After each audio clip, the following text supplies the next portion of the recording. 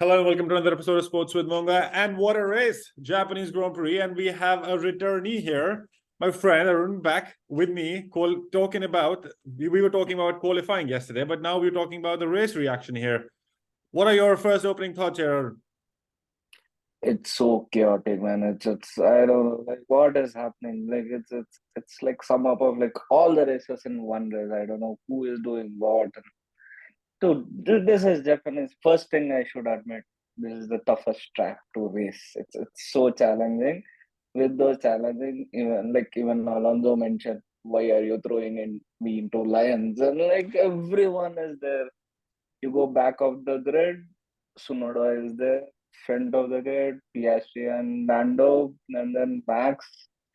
He's challenging his own lap time. Like, Well, there's a lot to oh, talk about. I'm sure there's a lot we need to jump into. But then yes. just to give a quick overview, Max Verstappen, or let's say Red Bull Racing, have sealed the sixth Constructors Championship for 2020. It's a back-to-back win after 2022 and 23.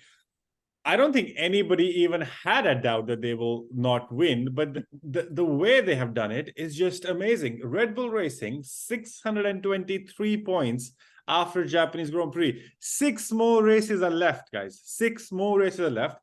The closest second, Mercedes AMG, is 305. They are out 318 points ahead of the second team. Like, if Mercedes wins everything, even Still, then they can't beat Red Bull. Domination, complete domination. it's pure class. I would say like the domination doesn't comes at that age. So everyone says it's a car. I say it's everything. Even at the pinnacle, they had this 300 points of lead. Still, they are testing their car. They are bringing. Like it's hats off to them. And as Toto also mentioned, they did put that benchmark very high. But And would you? this. But the only question I have in this domination is like, is this domination because Red Bull has Max Verstappen, or is it because they have two drivers who are doing an amazing job? Of course, and that's the question. That's kind of what you compare. Is the constructors win is like the team won, but then 400 points scored by Max Verstappen, and then you can see where the second is. Like Perez is still second in the drivers' championship, but then he's way far behind Max. So who do you give this to? Like, is this Max? Because of Max, Red Bull have closed this in end of the sixth races, like before the six races end, before we go to like the Abu Dhabi, or do you feel like it's just the whole team and the momentum? See, first thing is that I'll not totally blame Perez or I'll not totally support Perez. There's a balance. But the whole Red Bull team, if you see from the past, like 6 years or 7 years straight, the whole team was constructed around Max. So he was the driving force. Like the same thing I saw with Schumacher, like where he joined Ferrari, like he was the driving force. He changed everyone to his motto. I see the same pattern happening with Max. He changed, he convinced, he brought, he like everything.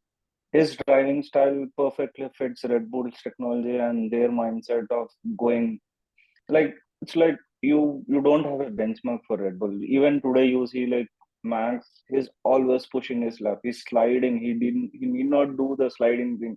He can back up, but he was not backing up. So I would say the mindset of Christian Horner, the mindset of Max are their like best fit, and that's how But the team is run. and just to go over the numbers, right? Like, so 2023, 15 wins, 23 podiums, 11 pole positions, 9 fastest laps, 8 fastest pit stops. So it's not just like only one driver is just putting the car is amazing and they're just kind of putting the car on the podium every now and then. The whole team, like pit stops matter.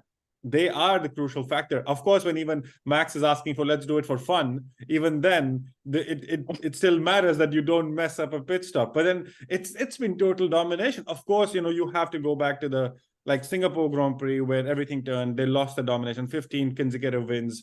That is a record of its own. That got the domination as a period, if you say as a whole of a consecutive period, that got lost. And then you have Max Verstappen creating the 10 consecutive wins, another record. It's almost like, we're not, I don't think we're not appreciating what Red Bull are doing. It's basically saying Real Madrid are 13 times Champions League winners. And that's bigger than Red Bull winning 15 races in a 23 race calendar. And if you think of it, if you compare, it's a weird comparison, but I've always thought of it like, if you compare each race to each match of Champions League, that's almost, they have to win. They have to win every match to be the best. Of course, they have group stages and so on and so forth in Champions League, which don't really, but in the knockout stages, that matters more. And then you have two legs. It's more pressure in Formula One. It has to be the race, one mistake, one lapse of concentration, and it's gone. Yes, that's what it takes. And if you see I'll say in Lewis' domination also, in this whole series, he messes up one race. And then he gets into that God mode. But you see, Max is different. Yeah, you can't compare both. And even Sebastian said, like, you can't compare no F1 driver with no F1. They are good at what they are. Absolutely. But in this era, Max, his mindset, and I'll bet the way Red Bull is operating, within 6 months, this would be a thesis in all top B schools. Well, they are putting the strategy right. Well, that's what happens, right? If you win 8 constructors, and then you're called to all business schools, and Toto Wolff and needs to give lectures of how he is able to kind of maintain this. But then this is a domination. I'm sure Christian Horner will definitely be called to Harvard and all Cambridge universities to give a lecture on his kind of mindset and like what did it take to kind of bring. Yes, of course it's a leadership thing, but then yes, but you can't take anything away from Red Bull. Christian Horner, Dieter Mateschitz, his kind of role last year, his demise, but then doing a back-to-back in Red Bull family, it is amazing. Like it's just what like, and I completely agree with you. Like Max Verstappen, he just comes out of the race, and it would have been like, sometimes I get underwhelmed, like the radio calls that GP and Max have at the end. Well done, that's P1, and Max is like, oh, very good race, that was lovely, and I'm like, you just are winning, like, but that's the mindset for him, right? Exactly. See, you are from Indian background, so in India, when we play this 2000 cricket, we put in 1 star and we put all the sixes out. Yeah. Max is doing the same thing. He's playing the 1-star game. I'm like, what? That's the beauty. That's the beauty of it. But then I think Red Bull needs to be given credit here. Max Verstappen wins the Japanese Grand Prix. What about Sergio Perez, though? Japanese Grand Prix nightmare. Everybody was hoping that this will be like a 1-2 for Max and for Red Bull to kind of have and seal the constructors, but also have a 1-2 podium. Everything it seemed it was just lost after the first lap. I don't know. Like, if you see from the start, Perez did not pick. He was slow. His reaction time was slow. And Lewis behind him, and then like Ferrari, like everyone was there parallel to him. Yeah, so I don't know. He committed a mistake, and that led to another, and it's a disaster. And I felt so so bizarre. Like, I'm so embarrassed for Perez. He went for 1 lap again. I don't know. So this is what brutal, very brutal. Just to kind of wrap like how Perez went. He clashed with Hamilton. He had a safety car penalty. He bumped into Magnussen. He had 2 pit stops for front wings. He retired early. And this is all within the first 15 laps. And then he has 2 penalties that he needs to serve. Yes. And what does Red Bull do? Red Bull basically then sends him out again, lets him serve the penalty, and then retires the car. So basically, so that they don't have a grid drop for Qatar. So that's kind of smart. But then, like, this is like dropping the whole ball. This is basically saying like, and we have to go back to like early summer where like around Baku, like Baku is that race where in my mind, where Perez was like, I am going to win this. I'm going to battle Max for the championship. But then it's just gone downhill from there. It's just peer pressure. See Max, you see Alonso, you see Hamilton. everyone who is like fighting for those individual driver championship, they put pressure and they are very good at it. You see Max, the day you compare any race from Miami. So he said like, okay, let's say in the track, this is what's his statement. He is not like he's not comparing the stats or something. He said like, let's see in the track. So when you are competing with those high level of superhumans, I would say you should be also in that stage. I hope, and I don't blame Perez also, given his history of F1 and you see history of Max. These guys come from a different place. Max had all the god figures of F1 around him, and Perez he struggled his career, and Yeah. it makes a lot of matters. So But then if you see the points like 400 to 223, no, it tells a very different story. And yeah, you don't have to be a genius to say that there is a number one and there is a number two in Red Bull. Like, yes, but with the same machinery, you could feel, and in the early races, you could feel that Sergio Perez had the confidence, but Max just dialed it in more and did not make any mistakes. Like these all are like Perez had not qualifying P1 or P2 with that car is a mistake in my mind. And that's all. Like if that car is below P1 and P2, it's not because of the car, it's because of the driver, because the car is still P1. see, that's what I like. First, I mentioned, even though the car is done for Max, Perez was doing good. But when he was under peer pressure, he snapped out. He did not bounce back as he should. You see, Bottas, like he bounced back every time with Lewis Hamilton. He was at that second or third. He was there. And in the same way, every driver you see with this champion, you see with Sebastian Vettel also, they had their guys at the back. They were team players, but somewhere when Max was outperforming, Red Bull did not need their second driver to like be their P2. So they did not concentrate on the team strategy, is what I felt. Yep. But you see 2020's race, their team combination was they were very closer. Yep. There they were fighting. And you see here, like I feel it's everything. I can't totally blame Perez and I can totally support him. Yeah. He was under And pressure and he did commit mistake.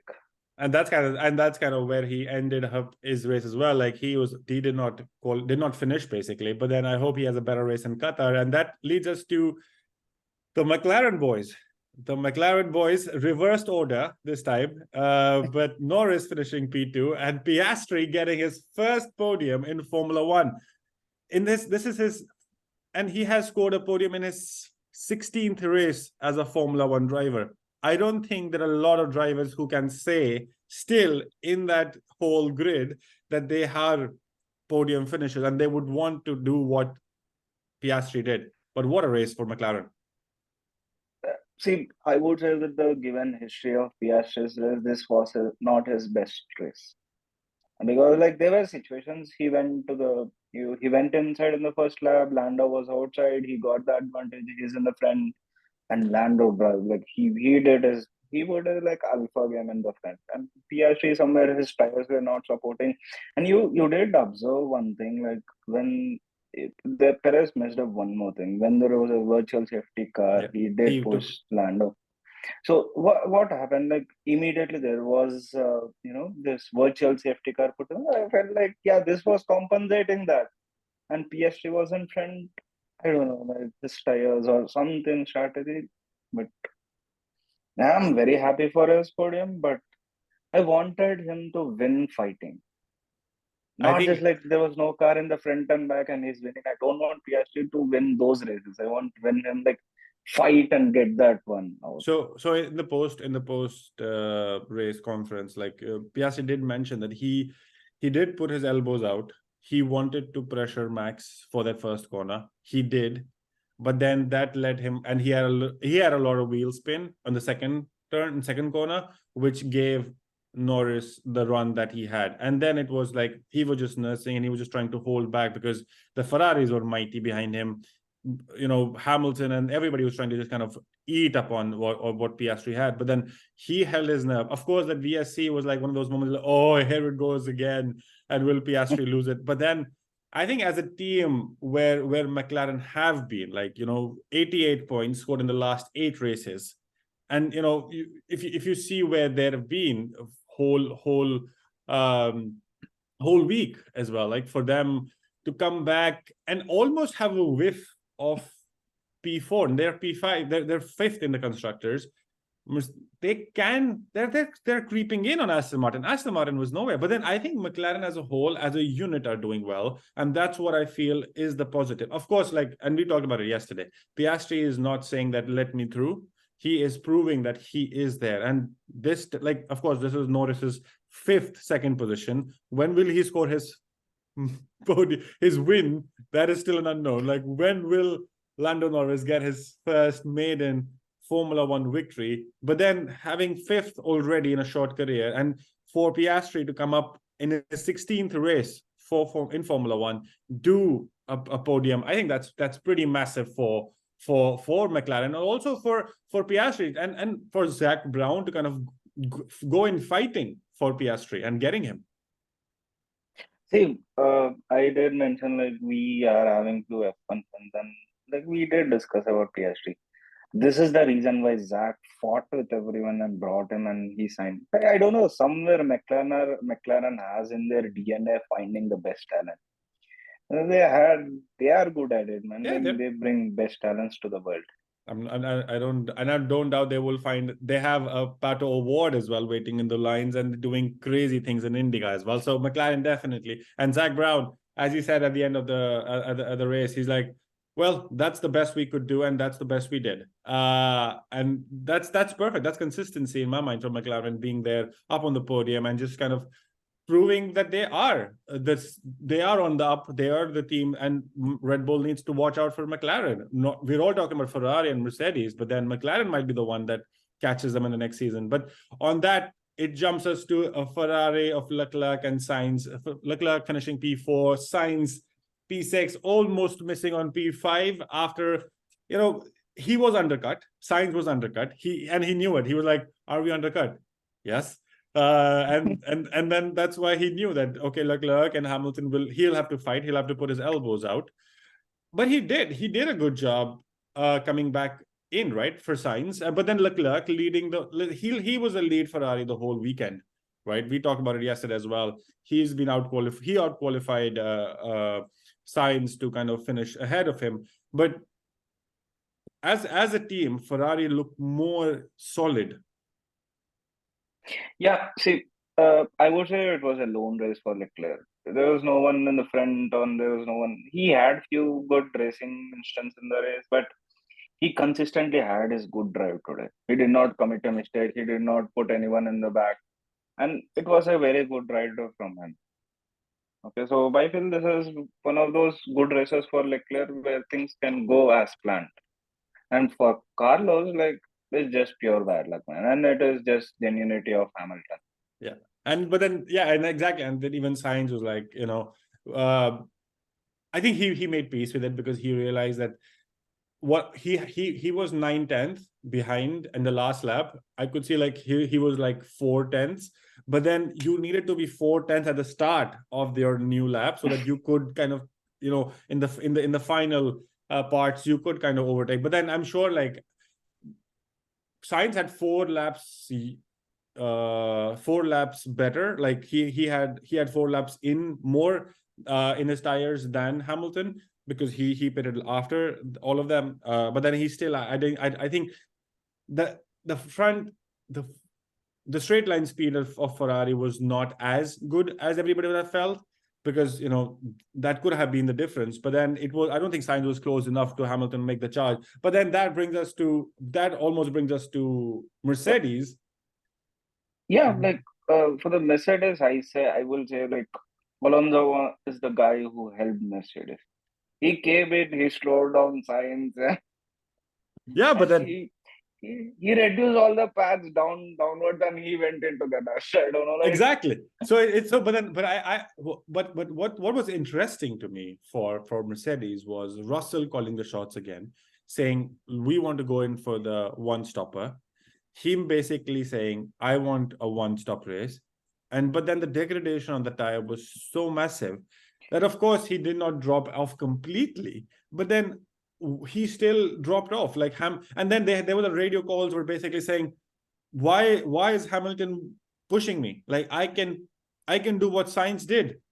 Like that was an interesting radio call, right? Like that of Russell saying to his pit box basically, I can drag Hamilton along with me. I have older tires. Hamilton has new tires. Sainz is behind them. Sainz can't pass Hamilton, but if Hamilton passes me, I am dead meat, basically. And that's eventually what happened. And even Sainz recognizing they are doing what I did. So, one thing that Russell messed up, like when you compare Russell and Lewis, what I feel is like there was a big of lack of experience. This is not a Singapore Grand Prix where you cannot copy paste Carlos thing and win.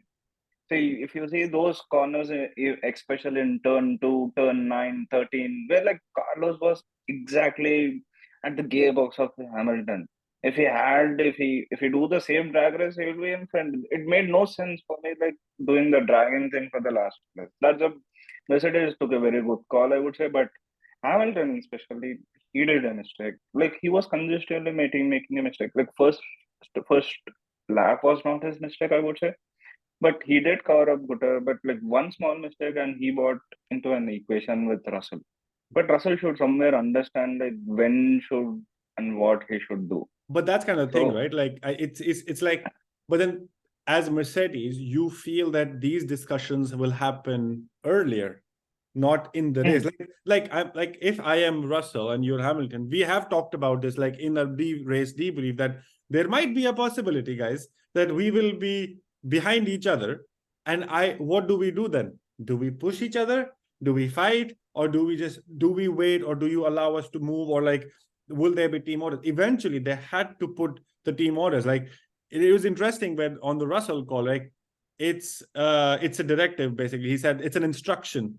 They didn't say it's a team order. He said it's an instruction that you need to swap. And then you could see like Hamilton just went all the way, like, and Sainz could easily pick off Russell. But then that was something very interesting to me, like the team dynamics. Of course, they've always come out and said, we support each other. It's a team sport, and but then there are things like this in my mind which are creeping in, which is telling me that Russell feels that he is not being supported as much as he would want if they want Russell to be the leading Mercedes winner in the future.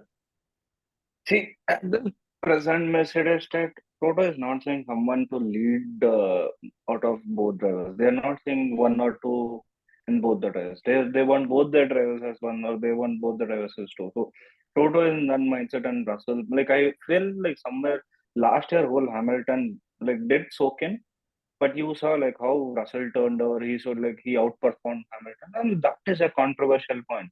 And this time he did not give that scope. He said like I'm being the guinea pig and you take the credit. And this time is like, okay, I'll be the guinea pig, but I also wanted the credit. So that is the mindset of like those elite drivers. And somewhere, even if you see the lap timings in the mid laps, Hamilton was doing 138, Russell was doing 136 with the new tires. He said, okay, you do pass it. But in the last, if you see, he was doing at 136 and this guy was doing at 140. Exactly. That is what the experience tells, and that is he knows, Hamilton knows, like he knows what should do. I would say if when Hamilton pit, if Russell would have also pit, these two guys could have pushed Carlos more further down, or they might also have been chasing Leclerc. Yeah. So I think they just missed. But that's kind of what I'm trying to say. Like there are chinks in the armor of this Mercedes kind of super army, which is like completely like nailed on, perfect strategy, perfect. And that's what I'm trying to point out, that these discussions or these scenarios should have been discussed earlier. We are in a situation that this could happen, but then it seemed like it was a little chaotic in the end, but still a good result. Russell, of course, missing on loads of points. He is pretty much behind right now. And I think he agrees as well. Hamilton is 190 points, 33 points behind Sergio Perez. George Russell is 115 points, 75-point margin, 6 races to go. I think Russell is basically almost checked out and said, okay, I'm not going to beat Hamilton in the Drivers' Championship, but I would love to not be beaten by Lando Norris, who is on 115 points, and possibly get ahead of Leclerc or Sainz, who are at 150 and 135 points. So I think George Russell needs to kind of, and I agree with your point that he sometimes feels to make those like split-second decisions without the experience of without knowing what might happen. And of course, Lewis Hamilton, the cooler head, he almost gets the better out of Russell on almost all occasions. So And it's all, I would say, like they should sit together and they exactly. should first talk. Exactly. But that brings us to the most experienced head in the whole race of Mr. Fernando Alonso from Aston Martin. Again, the only Aston Martin scoring points. Again, the only one in. Lance Stroll had to retire his car. We have talked I would about say, this. like, it is better he gets retired, man. Like it's better he gets retired. It's like it's waste of fuel and pollution. That's what I'll say. Like it's waste of pure fuel. Like lap 24, he is called in to retire. But I'm just looking at all of them, like all of the, and I just want to spend at this moment, because I don't think there's a lot to talk about Alonso. I want to spend a couple of minutes on all the possible DNFs, but all the rookies right now. We have, I will call still Stroll a rookie here, because he is still a rookie in my mind. Sargent, Liam Lawson, they're looking at Piastri and they're thinking, if he can do what he is doing, why are we not able to do what we can do? Like, we can't even finish a race. So Logan Sargent, and on that, what I want to kind of come to is Williams of Logan Sargent. What are they thinking? Again, and Albon, of course, Albon, of course, taken out by in the shunt in the back. There's no mistake of his own. But then Williams DNF. What the hell? Like, we have Williams DNF, Williams of Albon and Sargent DNF, Stroll DNF, Perez DNF, Alfa Romeo of Bottas DNF. So it's kind of like, what a race this is going to be. Like, I think it is a race to forget again, but Logan Sargent needs a reckoning here, and Stroll as well. I felt like if Logan continued the race, he would have like 4 or 5 laps of only penalty. 4 or 5 laps of only penalty. He would have that. He like already had a 10-second penalty. He did a mistake. He did like 5. Like, what are you doing? Just sit in the 20 and finish the race. No, he doesn't want. He wants more penalties, like penalty man. Penalty man. Wow, that's a nice point for him. Penalty man. But then I would really want us to move towards almost like the 7 that we still have not talked about. Ocon and Gasly in the Alpines, scoring the last points, 9th and 10th.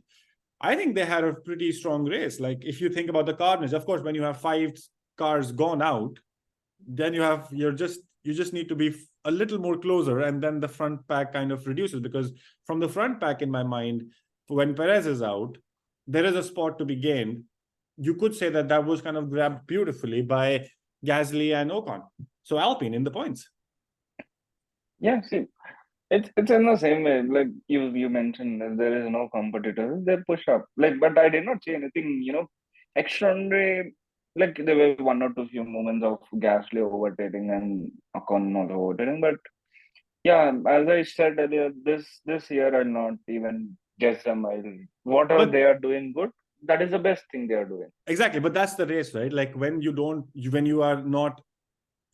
you don't have the pace, you want to finish. You want to try to finish the race, learn about the car, get something if there is possible, because you don't know when a safety car, when there is carnage, you don't know. And that's a beauty of Formula One. You don't know when things are going to go bad. But Ocon and Gasly getting the points, they are pretty much solid for the 5th position right now in the constructors as well, behind McLaren. But that brings us to the 2 boys.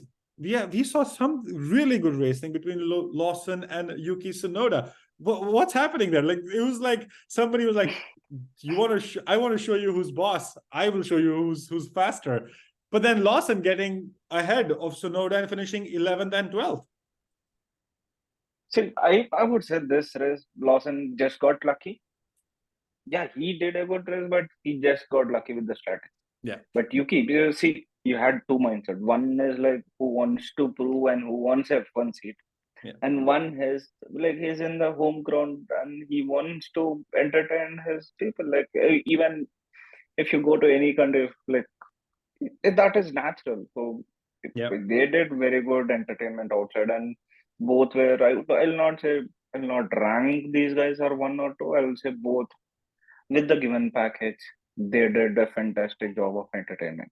They But brought good racing, good skills, and everything. Yeah, that's it. Yeah. the question now here is this the last race of Liam Lawson in this car? And does Mr. Honey Badger come back in Qatar and take claim to his seat, which will be the same seat in 2024? Or do you see, does Liam Lawson get another Qatar race and then possibly in Vegas, maybe, where he wanted to race, Ricciardo makes a comeback there? Who knows? See, until unless Christian Horner is there, I can't like. Sometimes I can guess on who will win the president, but I cannot guess like who will be driving their cars. It's all That's pure performance. If Lewin Lawson puts up like timings more than Ricardo, like yeah, then these two guys in the fight. If he puts up, even he is threatening, like he is giving real threats to Tsunoda also. yeah. They might have a contract in hand, like every Red Bull driver has a contract, but Yeah, it's only a paper. It can be exactly. scrapped at any point. Well, something can happen any day. That's the beauty of Red Bull. And Alpha Tauri, joke on you finishing P13, the Soul, Alfa Romeo finishing nothing crazy or nothing exciting in the whole race for Alfa Romeo. See, like I felt like Alfa Romeo is like just pushing the line until 2026. Yeah. That's what I'm saying. They're not putting any efforts into the team. Bottas is like he's screwed or he's not even able to bring out something. See, you cannot question the talent of Bottas. He has been there, everyone. He knows what he wants to do, but he doesn't have a package what to do. And I don't like not giving positive vibes or good vibes from Zoe also. He's been committing mistakes. Yeah. And with his mistake, his car is also giving up. I don't know, maybe that combination of Bottas and Zoe is also, it's not the perfect fit. No. Some things should change. But I think everything will change when 2026 Audi comes in, and you have a much more better looking or like a meaner machine when that program is starting and done. I'm sure Andreas Seidel there already is waiting and rubbing his hands to kind of get somebody that he knows or somebody he wants to kind of replace these two drivers. But then that leads us to the Haas's. Nothing. We knew from the start that they'll just kind of try to finish the race, which they eventually did. They did. Otherwise, they finished P14, P15 as a to end. If the rest of the remaining five had finished, I think Hülkenberg, Magnussen would have been P19 and 20. But then Hülkenberg gets the better of Magnussen and finishes ahead. See, both the Haas drivers, they are doing a very good driving. Given those small moments, they are defending. They know they don't have a proper car. They don't have pace. They don't have confidence. But like these two drivers are like crazy. And like I have like total respect for these two guys. Yeah, they had a rough patch of careers. They did, but right now you can't judge it. The number where they're ending up. But if you see lap timings or if you given the timings or how the strategy where he's putting the car mainly with the Magnussen the turn 7, Yeah. he was keeping his car very good one. Like I was like, this is the best camera angle I could have enjoyed. It But was then so mean. But that was also fun, like Magnussen on that, like when Perez locks up, he's trying to go in the inside and he kind of touch. I'm like, what? Like, and Magnussen spins around. I'm like, what? Where did that happen? So I think that was the only thing that that happened for the whole Haas's. Otherwise, I agree. Like they've not brought a lot of development this year. And they are kind of they did get into points. Magnussen and Hülkenberg have been scoring some points. Hülkenberg 9 points scored. There's still the now, and 3 points for Magnussen. Total of 12 by the team, and they are right now in the third lowest, but then they are still ahead of Alfa Romeo and Alpha Tauri, which tells you something, the level that they've been. And that kind of wraps our whole grid. 20 drivers done. What was your favorite moment, Arun? My favorite moment, I would say, uh, yes, there were many. I'm not able to choose one. You can You have see, two. You Lando. can have two.